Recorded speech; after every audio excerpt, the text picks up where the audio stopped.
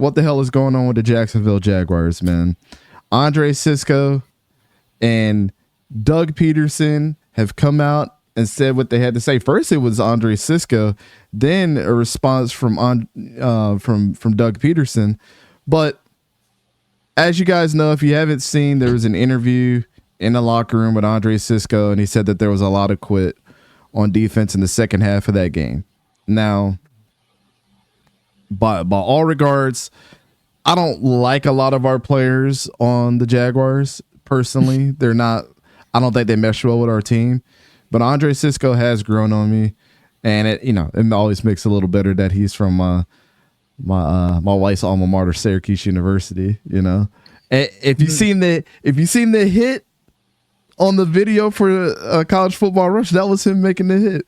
I had to put that in there as the intro gets started. But anyways, I have to go back and watch the film to see exactly what he's talking about. But if a guy like this is coming out and saying this, one of the leaders of our team, one of the bright spots of our defense, I tend to believe him 110%.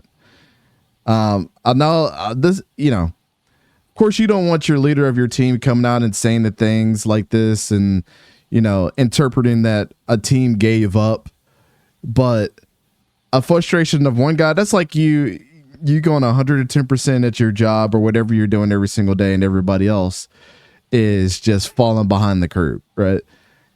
You have him coming out and saying this as a leader of the team, you kind of be like, I would have just covered it up. But sometimes this is the motivation that a lot of guys need. Sometimes you're not going to have the guy that's just going to sit there and not be honest when you ask him a question. He doesn't care. What does he owe to the organization other than his play on the field? Nothing. He's just being himself. So I can't expect one person to be the same as another person. So first, we'll address that first. Andre Cisco's comments. Do you agree? Was this the right thing he should have said? Like, how are you feeling about his comments in general?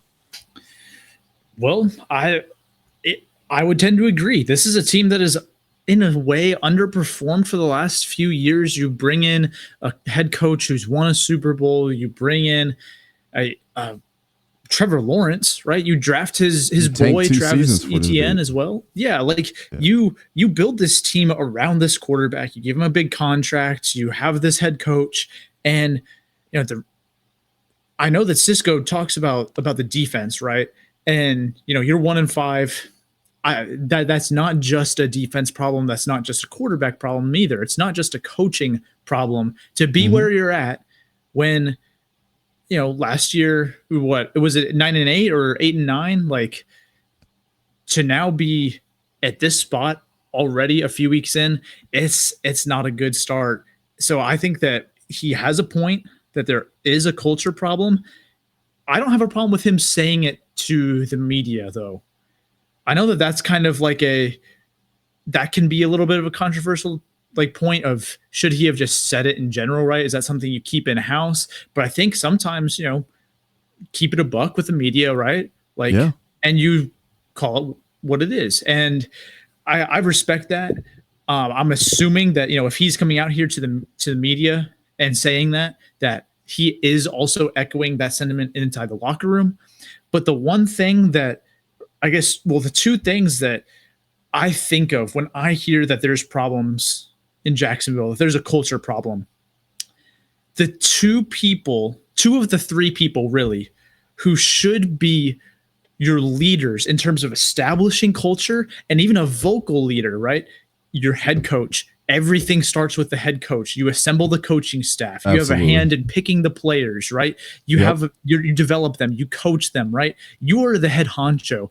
And then the quarterback, right? Because you are the leader of the offense. You need to be able to be a vocal leader. You are a player. You are generally going to be tight with your head coach. You should be. When you're not, it shows on the field, right? So right. I look at 𝗕𝘂𝘀𝘀𝗀𝗀, and Trevor Lawrence, and I look at kind of their histories, right? Let's look at Trevor Lawrence, the kind of leader, the kind of player he is. He's a great guy, right? Don't get me wrong. He's a great guy. But there's that one video out there that's kind of been memed to say like Trevor Lawrence couldn't motivate me to make a sandwich, right? Because these pre-game, he's in the tunnel like, "Hey guys, like, have some fun, yeah, like some swag." Like, I'm sorry, I've seen it 1,000 times. Yes, exactly. That video. So you know exactly what I'm talking about. And I'm sure in the tunnel. Mm-hmm. Yeah, and many of you listening, I'm sure you know the video I'm talking about, right? Yep. That kind of leadership, the lack of vocal leadership, that just, if you are vocal, that's going to help the culture, right? Because people are going to want to follow you. They hear you. But whenever you have culture problems going on around you and you aren't vocal about it, you aren't being a headstrong leader, the culture around you isn't really going to get much better, right? Leading by example is great, but if you do that quietly, it can only do so much. And then let's look at Doug Peterson's time with the Philadelphia Eagles when he was eventually fired, right? The entire franchise, the locker room was in disarray. You had players anonymously telling sources Carson Wentz is a terrible leader, talking poorly about him and how the team is divided on Nick Foles or Carson Wentz. Peterson had culture problems in Philadelphia too when his tenure ended there. And so now you have a quarterback who isn't the vocal, headstrong leader type, right? And you have a coach who at his last stop had culture problems near the end of his tenure. And now you're struggling and the culture problems are back. I think that this is deeper than just not having a good defense or not having like a good, like the right guys on defense. I think that everything that's going on is just a culmination of events of different leadership styles. And then the guys who are there, it just doesn't seem to be the right fit from head to toe, right? Head coach down to the 53rd guy on the roster and even the practice squad. I think that this is just a sign that Jacksonville needs to hit not even a soft reset. You might need to hit a hard reset. I know that it's a tough pill to swallow, especially after dumping all that cash at Trevor Lawrence's feet. But 1-5 at this point in the season, it's nasty work. Yeah, man. Coach says he agrees with Andre. He plays for the team. He's a leader of the team, and you're frustrated and upset. You're going to be honest. So, yeah, I agree because he's watching those players play. Yeah, it's hard. I mean, a lot of people might look down upon it, I mean, in that aspect, but also he didn't single anybody out in that statement. He just said that I'm sure that he's including himself into that somewhat. From a leadership standpoint, maybe I could have got this guy to get his head in the game. So I'm sure he's a smart enough guy, and he's not really a vocal guy like that in interviews anyways. For, if he's saying something like this, then there obviously must be something going on. Yeah. Torque says the Jags are in a Washington situation. In my opinion, the Khan family haven't shown me that they know how to run a winning organization. I mean, when you're focused on wrestling and the NFL, it's the same problem that the Panthers have right now. And it's funny that we're both expansion teams in 95 and we're almost having kind of the same issues that we're seeing, from both sides. Like now they have, not Jerry Richardson, but David Tepper now. Yeah. And he's a soccer guy. So he's going to have the soccer mind thinking that I could just bring one superstar in and he can be the team. We've seen what happened in Argentina when Messi was the only guy really on his team for years that was a superstar. Then they started to bring more guys in and they started to win as an international team, right? It shows you that it's more than just one team. And even when Argentina didn't have them, they still won. You know what I'm saying? So it's like you got to get out of that mindset, David Tepper and Shad Khan, of like, you can take your season for one guy, but it doesn't automatically make him great. And you have to stop scapegoating people. In the game of football, your positional rooms motivate themselves. Then as a team, they motivate each other. When you don't have competition in football, in the organization, it's just going to breed laziness all over the place. You can't tell me for 1 second, I've said this once, I'll say it again. You can't tell me for 1 second that Trevor Lawrence he had to come into the office for 2 years and feel like ain't nobody taking my job, like, because that's what they brought you in to do. So it doesn't matter, if he really would have had to be playing like a Bryce Young type. And we even give excuses for Bryce Young because his situation is dookie berries, Lecky, what's up, man? How you doing? Coach also says, but he knows who's on the field not trying. He does know that, of course, you're not going to always try to be a good teammate and not single on anybody, but he knows who's not giving effort. And I would love to know if in that DB room, he's directly calling his teammates out. Yeah. I want to know if that actually happened this week too. I sure hope it did. I mean, I like the fact that he didn't, single anyone out in public to the media, but I'm sure, he's on his teammates specifically, right? In that locker room, out in practice, he's pushing guys. I mean, you don't just make that general statement without specific things on your mind, whether that's players, plays, games, whatever it is. I agree with him, and I would be shocked if he weren't on specific guys in practice this week. What makes it even worse is there is rumors right now that the Jaguars are thinking about shopping him before the trade deadline. Yes. That is making it very hard to root for this team. I mean, that's just a losing move. Like trading one of the only guys who has shown fight, who has shown a desire to not only a desire to win, but this hatred of what is going on, right? He is bothered enough by the record, by the play, by the culture to say something in the media. And you're thinking of trading the only guy who has the balls to step up and say that. That baffles me. Trevor Lawrence didn't even say anything. Trevor Lawrence is not going to say anything. And to me, he's not a great vocal leader. So, I mean, other than trying to get in fights with people that he knows he's not going to win on the sideline, that is the most fight that we've seen out of Trevor Lawrence in the 3 years since he's been here. This is his 4th year.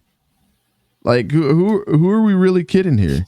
Coach says that's an indictment on the coach. And I agree with that. We're going to get into that. Torque says Dougie P is going to end up back on the Chiefs staff next year. I'd put a bet on it if I could.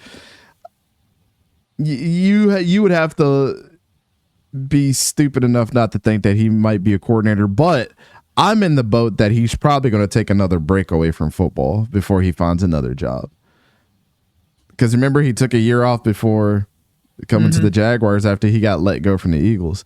Just another DJ. What's up, man? He said, it'll be okay, Dante. You could be a Raiders fan. At least the Jags have a quarterback. No, we don't.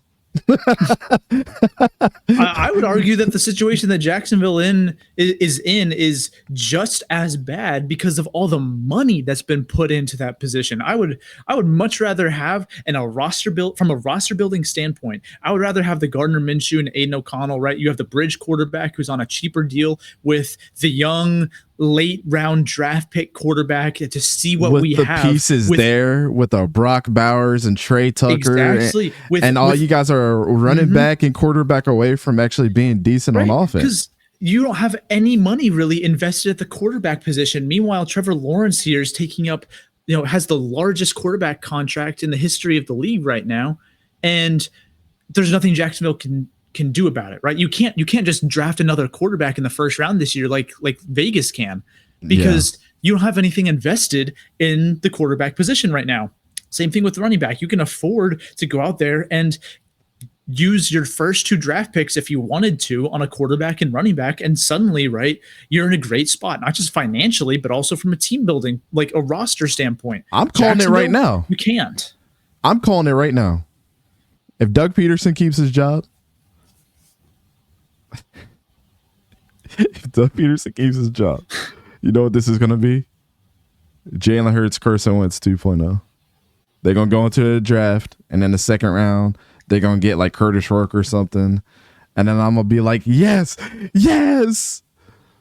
But all Jacksonville fans are going to be like, no. And Curtis Rourke going to be our starter next year. That is exactly what happened. Not just in terms of, oh, they already have the guy. Everything that's going on is almost the giant identical. contract, right? He plays a season. He doesn't look exactly the same, but he signed that giant contract. Okay, let's go. Let's spend a premium pick, right? It was a second round pick, right? It's not like it was a fifth or sixth, right? Just kind of a late round flyer. It was like, hey, we like this guy enough to where instead of drafting someone else to surround Wentz with talent, we're going to draft this guy because we think we could develop him. We think that he could help the team. Yeah, I could see that happening in Jacksonville. And with the way that Trevor Lawrence is playing, I don't know if that would be a bad decision. There are all ways to get out of it. You take a dead cap hit, yeah. But does it help your team get better? Every single, for 17 Sundays out of the year? It might for Jacksonville.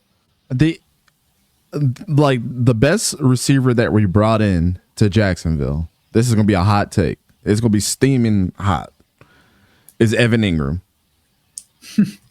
Literally and truly, we got the best version of Evan Ingram, who to me right now is being left out of the top 5 conversation because there's just been one tight end that's been better than him every single year. But if those guys didn't step up, he would be in the top 5 conversation. Christian Kirk has been inconsistent, even though he can get 1,000 yards every single season, but that doesn't mean that the dude is necessarily a great receiver. Then you bring in Gabe Davis, who's just Christian Kirk 2.0. We got rid of the best receiver that's been on this team, and I could not stand why we got rid of him with Zay Jones. Zay Jones was a great security blanket. Now, he couldn't stay healthy either, but when he was healthy, the dude's third down conversion percentage at wide receiver was ridiculous. He caught the passes, and he was the one in the offseason that you would see that was always training with Trevor too. So he was down to build the chemistry. Now I know Zay Jones is a piece of crap human being from all accounts that we've been hearing, but I'm just saying, you get rid of the guy that was helping to bring in a worse version of to bring in the same version of what you got. And Calvin really wasn't any better either. He got 1,000 yards, but he's a drop machine too. So, and I was scared from bringing him in straight, during his suspension. They traded for him. And I'm like, what the hell are we doing? I was scared for him coming in and honestly getting busted for gambling or something, man. Again, Torque says, unfortunately, Nick Foles didn't win the Jags a Super Bowl somewhere in there. I'm sorry, Dante. Yeah. And Marcus says, Brian Thomas Jr. is nice, though. Brian Thomas Jr. has been surprising to me because I thought he was I didn't think he was going to be as good as he has been, so I'll give him his flowers. But again, right now, he's only been a downfield threat that can burn people. You got to be more. For me to call you a great wide receiver, you got to be more than what a Tyreek Hill was with the Chiefs. You can't just be a downfield burner for me to call you a legit wide receiver. It was the same thing with Justin Jefferson for me the first couple of years. I thought he was just a downfield burner. That's what he did. But last year he changed my mind. The year before that, I was towards the end of the second half of that season. But Brian Thomas Jr. is, to me, he's okay. I mean, he's outperforming a bunch of trash bags on our team, which isn't hard to do. If there was another legit guy, let's just say DeAndre Hopkins was on our team, and I still think he's got some juice. I really think DeAndre Hopkins would be awesome. He's not going to drop passes. He's going to be able to catch passes over the middle, curls, down the field, non-balls, deep crossers. You know what you're going to get from him. So, I think to put the goggles over everybody, Brian Thomas Jr. is burning people and getting open because everybody else sucks in regards to things. From what I've seen in games, I'm not trying to downplay him, but he has proven me wrong a little bit, and I am glad that he's there. I just don't understand why we drafted him when we could have got, better weapons somewhere else. Another running back would have been nice, but Travis Etienne is hurt, and Tank Bixby has been okay.